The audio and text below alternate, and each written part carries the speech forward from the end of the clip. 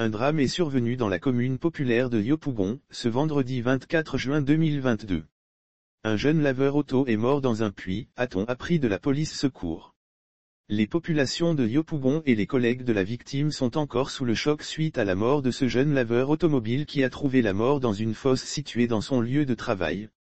D'après les informations fournies par la police secours sur sa page officielle, la victime est morte après avoir glissé dans ce puits qui servait au lavage des voitures. Le GSPM annonce le décès de la victime selon la source, la fosse en question est d'une profondeur de 45 mètres. Alerté, le groupement des sapeurs-pompiers, GSPM, a mené une opération de repêchage pour sauver la victime. Malheureusement, le laveur auto, qui a beau lutter avec la mort, a succombé à une noyade.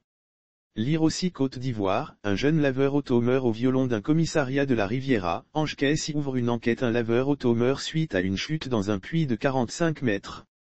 Le puits servait au lavage des voitures.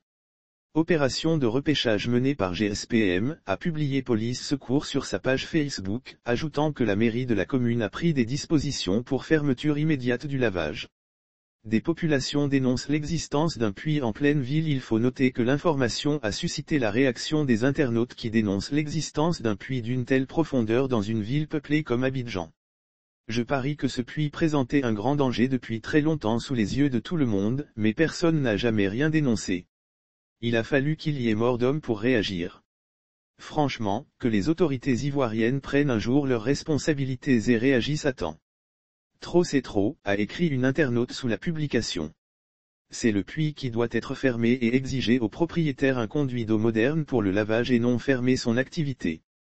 Il y a chaque jour des bras ou des doigts sectionnés dans les usines par les machines. Est-ce pour autant qu'on ferme ces usines?